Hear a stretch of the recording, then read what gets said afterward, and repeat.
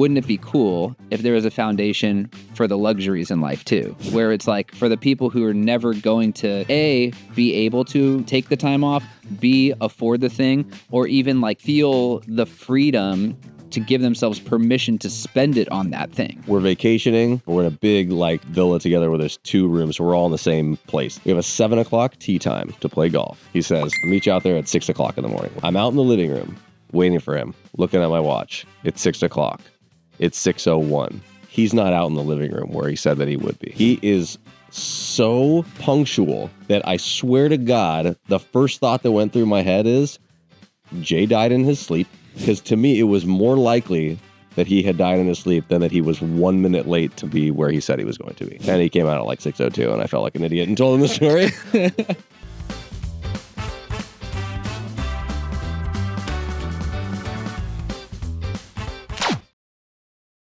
This is another episode of the Who Cares podcast, the podcast for business leaders and entrepreneurs who do care.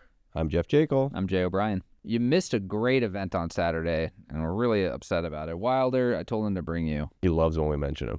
Yeah. He's going to love that. Wilder, Wilder, Wilder. It's the birth month of your child. So it's all going down now. Built the crib, got the nursery in order. So, yeah, we're hopeful that it'll be this month, and then, maybe do a little induction if required, just so we have a May baby and not a June gloom baby. You know the rest of the country doesn't know about this? I was on a call May, gray, and June gloom? Uh-huh. I was on a call with somebody from, I think they're in New York a couple days ago, and they were like, oh, man, I'm so jealous. It's okay. I'm like, nah, I mean, May, gray, June, gloom won't be a couple months before it's paradise here, And he's like, I'm sorry, what? No idea. Because they just think California. You can skirt up to Big Bear and get rid of all of it. Or to the desert. Yeah. Just go right into the La Quintas or Palm Springs, hour and a half away. I know it. Don't I know it? It's perfect. Well, I'm kind of not. It could have been a really good event, sure. And I think Wilder would have liked it. But one thing you'll learn real quick with the kid is like, so you're telling me that I probably would have dropped $140 on 2 tickets. Actually, maybe kids got to be cheaper than that. Kids actually, I think, got in free. That's what Chris told me. Okay. My worry was that it was going to start raining and or that he would be like 30 minutes and I would have just spent longer parking than I was actually in the thing because he lost interest. But if they're revving, I didn't realize they're going to be like revving up engines and he would be excited about that. He likes. Yeah. Well, there goes another year. I've done no physical activity in about a week. Same. Oh, what's your excuse? I tweaked my back folding laundry on Saturday. Hey, I mean, you can't, this is forever, this recording. You can't say I know that. But what I always tell you this, it's like, and if there's like a chiropractor or a ortho or even real doctors. Yeah, or a real doctor or an orthopedic surgeon or somebody out there. Just kidding, I love chiropractors. Apparently that's the most common thing. I've got historically a bad back, lumbar issues, but that's the most common thing that will mess up your back. It's like doing repetitive motion with something that is too light that you don't feel like you need to engage your legs to lift it. So it's like laundry or dishes, or these are the reasons I don't do those things at all. But I'm cleaning out my closet. This has been a topic more times than I'd like to count on this podcast. Yeah. I'm getting rid of a bunch of stuff, making room for the new. Wearing t-shirts all day. Anyway, hurt my back. Haven't played tennis. Haven't done anything with golf, which I don't usually do till Friday. Yeah, anyway. I've been playing tennis because it's not your back that was hurt, it's your feelings from the last time you lost hard. Oh, we weren't going to talk about this publicly. But yeah, I haven't done anything. I've done absolutely no. I haven't been to the gym. Haven't done anything. Same. I blame it on work. But you know what? There's a balance, and that's what we're going to go over today. God, every time. And you get me, and I don't expect it. So, I mean, I think the fact that it's your topic, you should. What? I need help. What made you think about it? What do you want to discuss? So what he's talking about today, we want to talk about. Well, the idea that like we spend so much time thinking about how you make other people feel good and how you do the right thing by your customers, your clients, your employees, etc. And I don't know, I started to think about like you can't really set yourself up to do that or be in the mind frame, or a business owner can't be in the mind frame to want to make other people feel good if they don't feel good themselves. And one of the number one things, especially with how much we've been working recently, I don't know if we talked about that last week, but we're taking a whole bunch on that was covered by other people or that was, I don't want to say outsourced, but like we're really in the dirt right now the last, let's say, month. And I've felt a lot. I felt burnout, but I've been tired as shit. Like the end of the days, I find myself doing the stuff with the kids, and then like there's probably 2 hours that I'm with kids after I leave work every day. And just before they go to bed, I'm like comatose on the couch. It's tough for me to like rip myself up and take somebody to bed. So the importance of either taking whatever is like a vacation that's occasional or very seldom for me, somewhat often for you, you're very good at it, or taking time for yourself to like go work out, play tennis, take a day, go golf, do whatever it is, so long as your job allows. Because especially as a leader, if you burn out, it's not good for anybody. That's right. Got to put the oxygen mask on yourself first, Mr. J. Cole. And but the reason that the joke is that why did I come up with this? I'm a lot better than this now, and I give credit to Jay for that. I used to be horrible, but especially before I had kids, certainly before I had kids and before I was married, I just wouldn't stop. Like it was unhealthy, the amount of time and energy that I would focus on work and wouldn't vacation or wouldn't rest or wouldn't do things for myself. And you're forced to once you have kids. It's not really an option, but I'm still bad at it. And you encourage me all the time to, especially with vacation, but you're very good at, kind of managing that, I think, or being entirely off when you're off. That's the balance right there. That's the key, is that where people fail at this is where they try to integrate everything, and people, will claim that they're great at multitasking. No, they're not. So stop doing it. Like you cannot multitask. Isn't that like a proven data point now? Like that, yeah. Yes. You lose something like 80% efficiency or whatever it is if you're trying to do more than one thing at one time. Yeah, and when it comes to efficiency, I like to put a little bit of a feather in my cap because I have processes around things. I'm very diligent about things, and I feel like I'm really efficient. I very rarely feel like my life is out of control or in chaos or that things are unorganized. Like everything has its place, and sure, we're super busy and whatever, but at the end of the day, it's all carved out, and I keep a very tight schedule. So like I'm not scrambling, I feel like you're like a realist to a fault, like which is what makes you very good at that. Like a lot of times you'll basically be like it's a very slippery slope. You know what I mean? So like you'll say you're realistic about the idea that like no, if I allow that to come in, if I allow someone to come into my office during this time or whatever, I will inevitably go down this path, and then I will lose on this, and I'll ultimately not be able to finish the things that I need to get done. So that's very realistic. Whereas like I will say, well, I mean, if somebody comes in and has that conversation, like it's only 3 minutes, and you're much more realistic. It's never 3 minutes. It's never 3 minutes. A, it's never 3 minutes, and B, it might take you 20 to get back into whatever it is that you're going to do. So I feel like you're really good at being realistic about what something's going to take, and then how badly something else could derail you, and then like we've talked about this a bunch on here, but guarding your time I think it's time and attention. So for time, not only is my calendar stacked and I'm super busy, but I'm early to everything. So it's like, how is that the case? It's because you're so realistic with time, so if something's going over, you're like, I need to stop it right now. I'm gonna tell a story of the time I thought you were dead. This is how good Jay is with time. I'm gonna lean in on story time for a second. This was, how long ago was this? 5 years ago? 4 years ago? I think this was December 2020.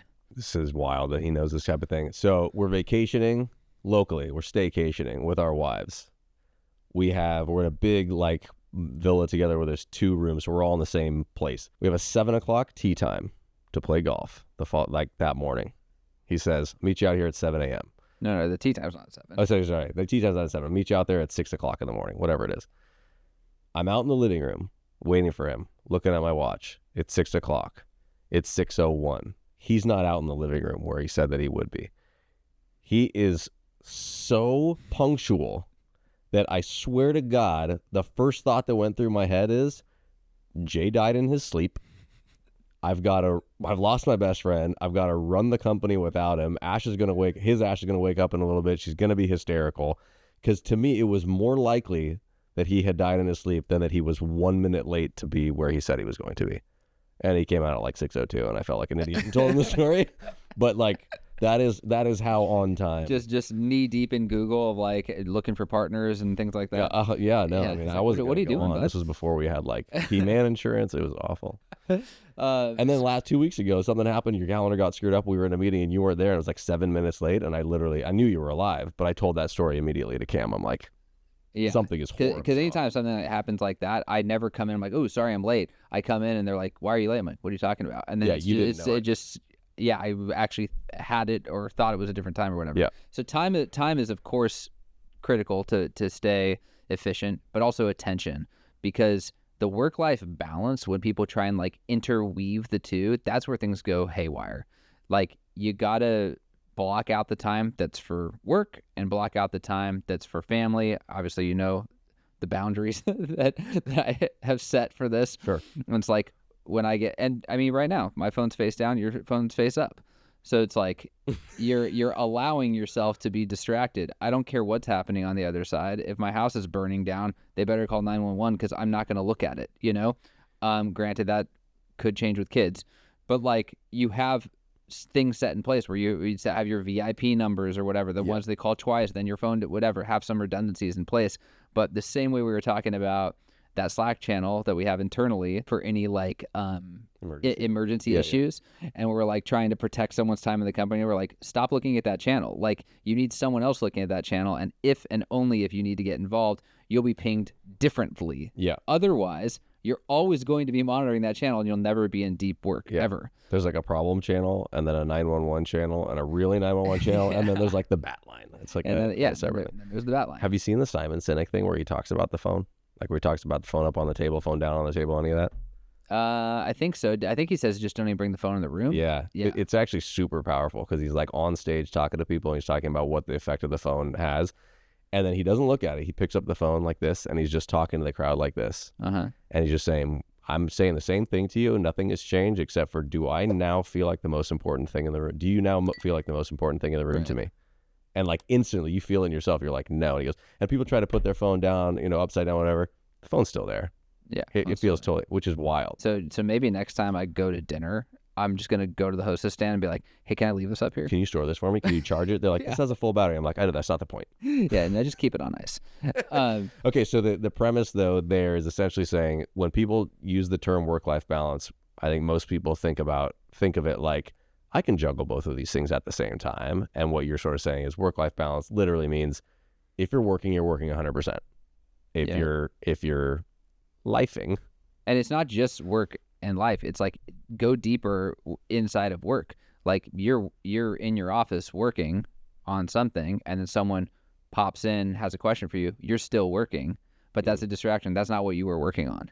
Correct. You know? And Ash will get mad at me because she'll be like, you just ignore me so much because like I'll be deep into something and she'll like be talking about something and I don't even respond because I'm literally in the middle of something and I'm finishing whatever this is or whatever this thought is. I don't mean like I'm finishing this 30-minute project. I mean, whatever I'm literally right in the middle of, I finish. That might be 30 seconds or something. And then I come up for air and go, okay, what were you saying? Because if I do this, I'm like, what the hell was I just doing? Yeah. Right? That'll extend the thing by 5 minutes when it would have taken 30 seconds to finish. Totally. Whatever that is. Yes. So that part's key. I mean, the vacation is a whole other topic. It's like macro. It's like macro. Yeah, and vacation is like, okay, so when we talk about process, you know, when people are like, oh, I think my way is better or whatever, and especially when there's like tried and true ways. So I forget who originally said this, but they're like, you know, when there's something to remember, write it down. Like get it out of your mind instantly, schedule it, whatever. What's that guy's name? David Allen. Getting Things Done, actually, I think is the name of the book. So I use my phone for reminders all day. You know, like I'm driving, I'm in the sauna, whatever it is. If an idea comes to mind, like, oh yeah, I got to do that, I instantly get it scheduled so that I don't forget about it and I don't need to even think about it anymore. Yeah, but it's something that you could do right then. Will you do the thing? Let's say it's like you need to text somebody. You'll just text them. Or will you say, remind me to text John? And so like if I'm in the sauna, for example, no, because that time is sacred. Okay. Right. You're not going to send a text, but you will remind yourself to do it after you're out. Yep. So I won't interrupt the thing I'm supposed to do. But if I'm driving home, I'm like, oh yeah, I got to text this person. I'm like, oh, I could text him right now. You know, get off my plate. Okay. You know, It's not disrupting anything. Like I can do it right now. Mm-hmm. But for the vacation thing, that's bigger. I'm going to go on like a little bit of a tangent here. You could talk about vacation for the next 7 episodes. Yeah, I think it's so important for so many different reasons. I'm definitely gonna go on a little bit of a tangent here, But the same way, like if you really, really cared about your family's health or something like that, right? And let's say your dad's smoking cigarettes or something, and you're like, you can't be smoking cigarettes, Dad. It's like really bad for you. It's like, no, yeah, but this is what I do. This is what I like to do. This is my version of health or whatever. And you're like, you start to get adamant about like, no, like it's objectively unhealthy and it's actually harming people around you. You know, like this is going to affect your kids, your grandkids, like maybe even your environment where you live, like whatever. Like, and so that's actually how I feel about people in my life, aka you, when it comes to vacation, which is why I made you read the book Die with Zero. Because I'm not like, now I'm broke. I'm not like, Jeff, you know what? You deserve a vacation. You should clock out and you should go enjoy a week. I'm like insistent on it. I'm like, selfishly, if I have a business partner that I want to run this company with and I want us to crush it together, I need you gone 2 weeks a year to rejuvenate. Otherwise, you're of no use to me. You know what I mean? Two's all you want. No, I want you to do more than that. But like, but selfishly, I'm going to get a better version of you if you don't work when you're on vacation and you actually go reset and you go just so deep with your family. You never look at your phone. When you come back, I'm going to have a better version of you. So it's like a selfish thing I want too. So that's also why I made you read that book. So that's not the tangent part. The tangent part is... We haven't even gotten to the tangent yet. Buckle up. Is that, you know, there's obviously hundreds and thousands of foundations out there, you know, like that help like real core problems, clean water, you know, like cancer, things that are very, very, very important, you know.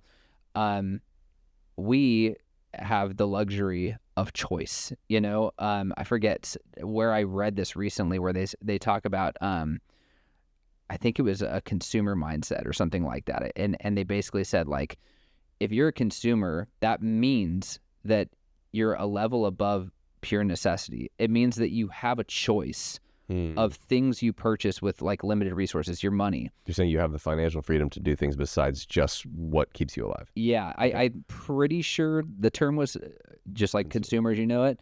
But it's basically like, you know, most of the world in most parts, you know, don't have that luxury. So it's not even a topic of consideration. It's like it's necessity only. There is no choice in anything.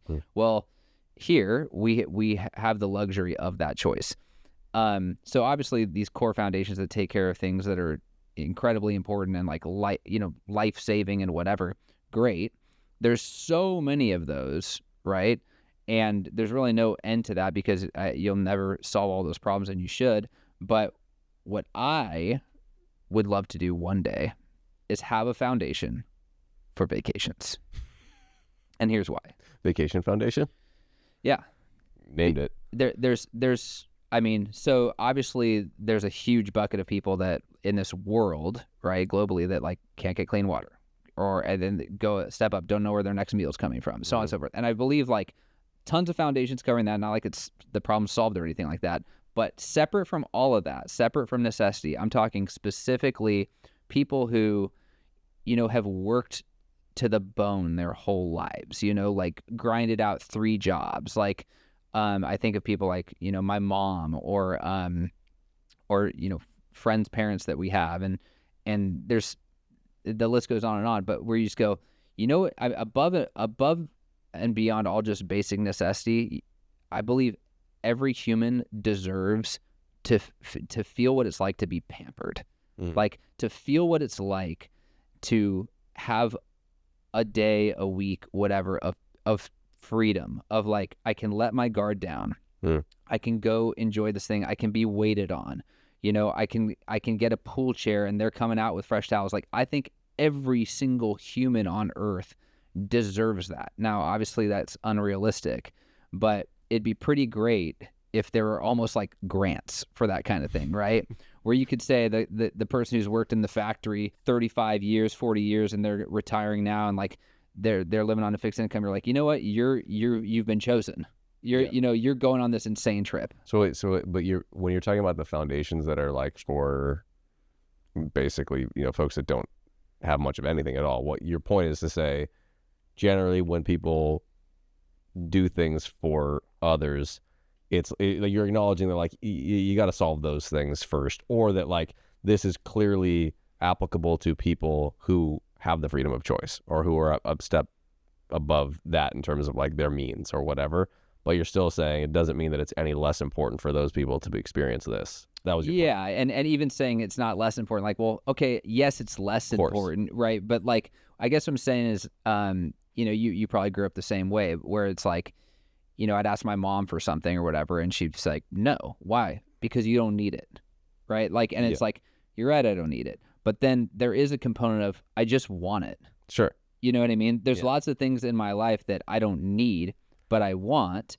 And that kind of checks a different box entirely. So what I'm saying is like, if you're going to create a foundation, best to solve problems that are more magnitude. Sure. Right. Sure. But wouldn't it be cool if there was a foundation for the luxuries in life too, where it's like for the people who are never going to be able to take the time off, B, afford the thing, or even like feel the freedom to give themselves permission to spend it on that thing. If you ever went back on social media, which I know is not going to happen, but if you did, solely for the purpose of following the handful of people that I follow they're not exactly doing this with vacation, but they're taking care of people. Like, are you familiar with this? Like, they'll go into a Walmart or a Target or somewhere, and they'll basically look for someone to give them. They're tricking people, admittedly, but like MD Motivator, or there's a whole bunch that we could list in the show notes. They'll look for someone that's like, hey, you know what? I'm $5 short for this thing that I want to get for my kid. Do you have any? Could you spare that? And somebody who obviously they have. Wait, the person will go to a stranger and they'll say that. Yes, they'll say that. But right? it's not true. It's not true. Okay. So they'll go up to strangers in a Walmart. And this obviously, it's what making me think of it is like, obviously this person's in a Walmart, they're in a first world country, they're, somewhere in the United States. It's like they have food, they have water, and they're asking basically, I'm a little short to pay this for my kid or whatever it is. And a person will give them $5 or $10. Okay. And then the guy will turn around and hand them like $1,000. And they'll be like, what? And they'll be like, this is for you. I just wanted to give it to somebody who was willing. Why would you give this to me? Why? I can't take this. You were willing to help me. I'm helping you. And you turn, like, oftentimes you turn and you find out that like this person has nothing and they're going through chemo and they're like, but they were willing to give someone $5. So it's not giving them a vacation, but it is taking care of someone who's willing to take care of someone else. And it's a pretty prevalent trend. Like, I'll start sending you these things. You can still see them.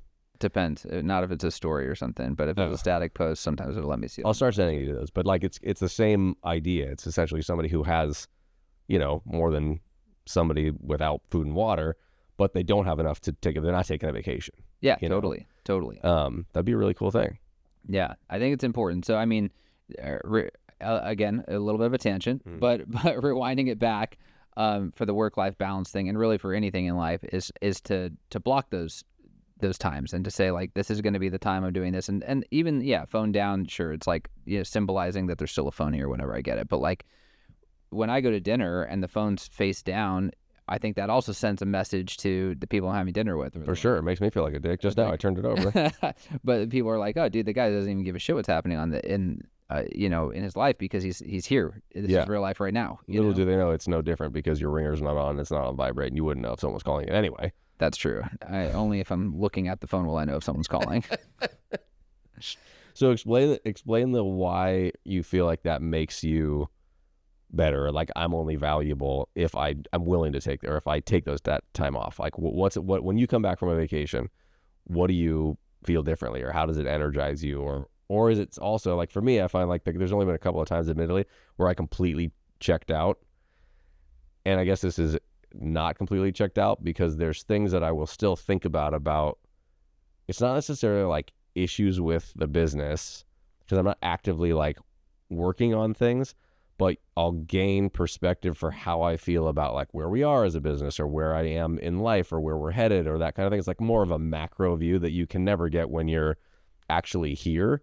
So in some ways, even though you're not working, I think it ends up being beneficial to your work life when you're completely separated from it. You have to be. I mean, it'd be like if you're like, no, I'm not working. I'm just gonna, at 9 o'clock at night, I'm not working or anything. I just want to quickly check my email before I go to bed.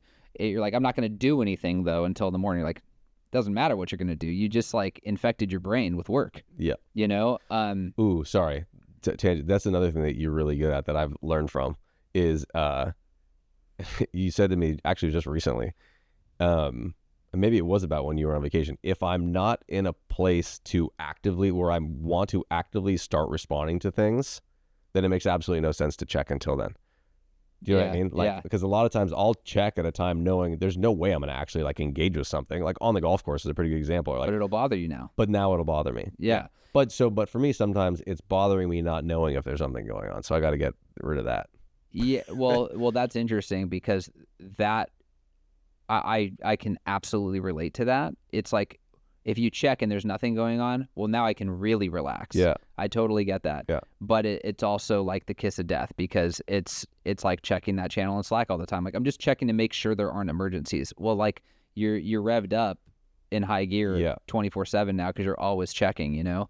And there will always be things that come in. So even if it's not there right now, you just keep waiting for it to come in because you know it's going to come in. Yeah, you can probably analyze what's the best of the best situation with that and what's the worst of the worst, and it's probably better to not check. That's why batching is important. One of my favorite things I can relate to this. Remember the movie American History X? Yeah. So there's a scene with Edward Norton and I think it's either like a cellmate of his or someone he's just set up to work with every day. Like, and they're folding sheets. Yeah. Okay. Remember? Yeah. And so he's Edward Norton. Oh, I know exactly what you're gonna say. He's powering through folding and moving and folding, and then the guy just like hits his hands on the ground and he's like, dude, stop. No matter how fast you go, they're just going to keep bringing them and bringing them and bringing them.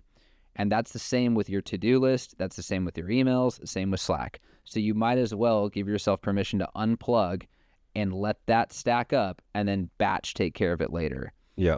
So I think that's how the largest swath or quantity of emails and stuff for me gets done anyway, because you're much better at that. But like, I will, things that are like super high priority, I'll make sure that I'm doing those things. But things that are like like low or whatever, I let them sit there. At a certain point, I will, it's usually end of the day, I'll go through every single one of them, get them done. Yeah, I was going to say, same thing as showing up early. My inbox is at 0 every single day I leave. Every day. I'm never overwhelmed with my inbox, you know? I struggle with so many different platforms. I think that's a really... So talking about the 9 p.m. email check before going to bed, or like, you know, checking in the middle of the night if you get up to pee or something like that. Like, I used to do that when I was a real estate agent all the time. I mean, not only would I check it, I would respond to those emails. Middle of the night? In the middle of the night, 2 a.m. And I would actually, if I was responding to someone, I would actually write in there, like almost as a joke, but I would have the content of the message and I would say, yeah, that's right. I'm replying to email even at 2:10. I'm like taking pride in how I'm a 24/7 agent. It was, you know, ridiculous, but so many people out there do this. I can't even picture you. Yeah, I know. You probably can't even be like, that's not even him.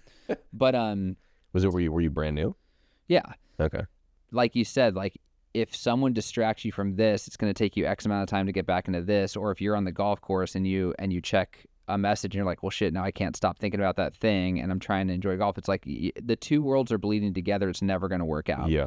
And that piece of advice I got about I'm never going to open the email or whatever unless I'm prepared to be in work mode, that comes from a friend of mine, and like one of the number one, not one of the number ones, I guess, depending on geography, but one of the top agents in Orange County. Her name's Elizabeth Doe, Crusher. And this was 10 years ago when I was in real estate, and we were talking about something on the phone, and this would have been on my house because she sold my house about 10 years ago. Same exact time. Yeah. And I was venting to her about something, and I was like, I mean, God, this guy calls me like on a Saturday, and I'm just like flustered and blah, blah, blah. And then I'm going on and on about this thing. And she goes, it's your fault. I'm like, what do you mean it's my fault? And she's like, why would you pick up your phone on a Saturday at 2 p.m. if you weren't prepared to work? And she's like, if you weren't prepared to work, let it go to voicemail, call him when you're ready to be in that mind frame, you know? Mm-hmm. And I'm like, that's true. Mm-hmm. And people are always going to be nudging you, you know, always, always, always. So it's like, this is how I just feel about life in general, about like people who get offended by everything. It's like, you're never going to control the world. You know, you can only control how you respond to things, you know? And this is one of those examples. Now, that being said, with our employees, I won't Slack them at like 6 or 7 at night thinking, oh, well, they'll just get back to me in the morning. I don't expect a response today, because at the end of the day, it's like, dude, my boss is texting me, right? Like that's a totally different feeling. I'll schedule those messages out. But even on a weekend, it's like, I just have a quick question. It's like, it doesn't matter if you have a quick question. Like, these people work hard all day, 5 days a week. They're enjoying, like, they're at a brewery on Saturday, and all of a sudden they have a work question. It's like, it doesn't matter if you're like, oh no, get right back to your beer and your family. Like, you're not getting right back to it. Mentally, I just threw you into a different place. And that they're going to be tempted to like be impressive and respond immediately, even if you said, don't worry about this till Monday. They might want and by the way, like, you've never done that. No, I've never done that. But also, if I told you any news that could maybe a little bit negatively impact you, and I just said, but don't worry about it till Monday. Like, you're not like, oh, cool, I'll just switch that off then. That's like when someone texts you, like, I have something really important that I want to talk to you about. We'll talk Monday. Like, right? Yeah. Never. Come on. Never, ever.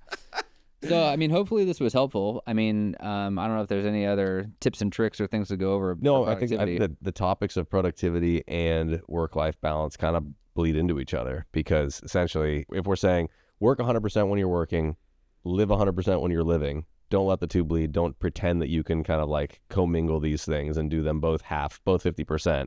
You're better to do 100, 100, 100, 100. Then this next step is, how do you figure out ways to be as productive as possible when you are in this one zone, which I think batching is good. We could have a few more episodes that are about kind of those different tricks. So when we say like you should be 100% here when you're here, 100% here when you're here, one of the things too, this is going to get a little morbid. Jesus. When I'm in personal situations, and you know this about me, but when I'm in that moment, whether it's like with my wife or family or whatever, I'm always consciously thinking, for better or for worse, this isn't going to last forever. Billy Crystal and When Harry Met Sally.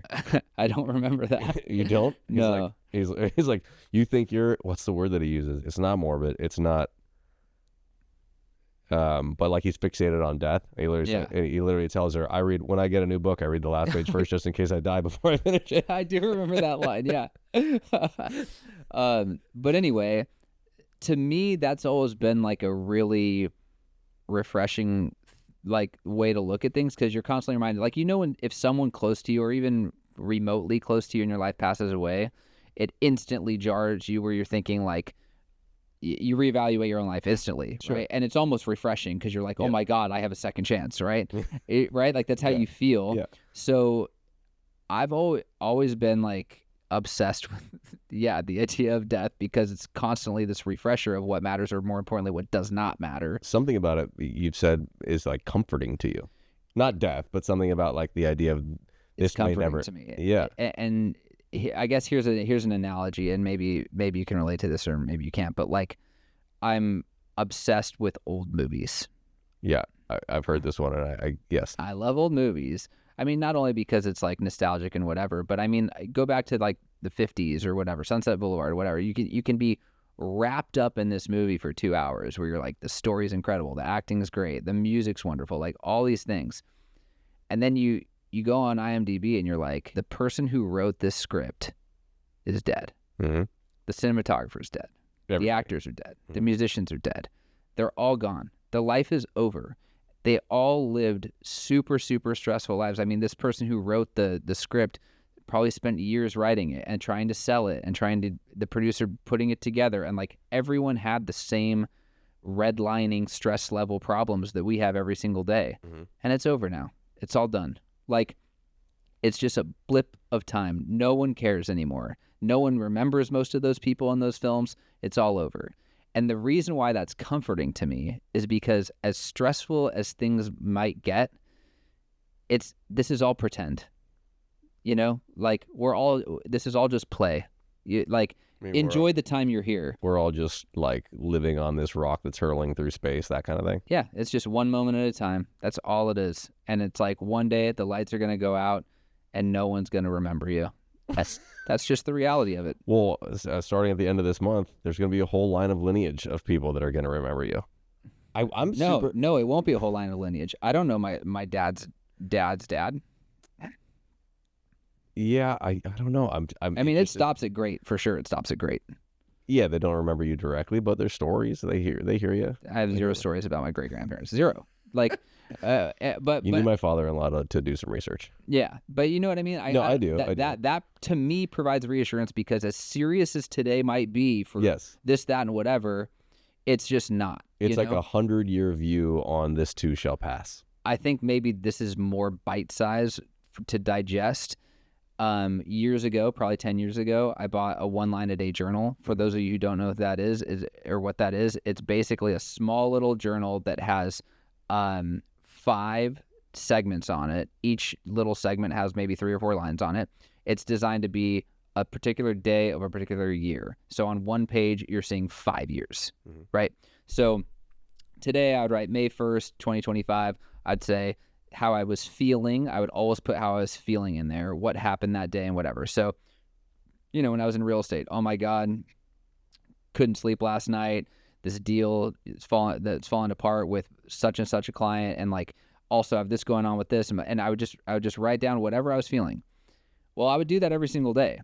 What was interesting about that was the next year on May 1st when I'm writing down and I look back, I go, I forgot all about that client. Yeah, of course. You don't remember the person, let alone the issue you had a year ago. It right there. It's vapor. It's just like, oh my God, I let that take over my entire life. So did you find after you went through 1 year, 2 years, 3 years that you would start to have issues that would come up and then they would be a little lighter because you were constantly reminded that you won't remember this in a year? Yeah. So it's always easier said than done in the moment, right? Yeah. But there cognitively, objectively, like you said, this too shall pass. Like, this is a fleeting moment, even though it doesn't feel like it. Like, my life will be okay.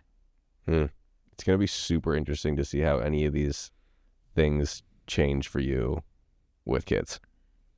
Because things in some way like speed up a ton, but in other ways, have you heard the whole look at why as we get older, years seem to go by way faster? I mean, it's a much smaller percentage of your whole life. Sure. And then also there's, my friend from college, Jedediah Jenkins. He's written like 3 books. He's awesome. He's a brilliant guy. Tag him.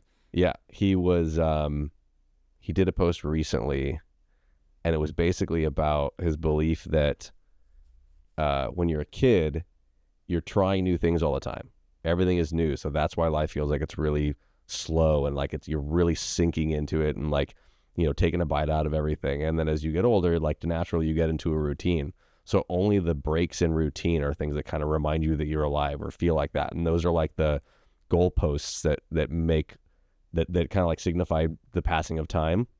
So he basically was like, he had vowed in his 30s, or he's probably 40s now, to never have routine, to like constantly be essentially traveling, doing things where you're going into a new culture or something that feels totally off-putting and different. And that way, like, life is always feeling new and fresh and kind of the way that a kid sees it.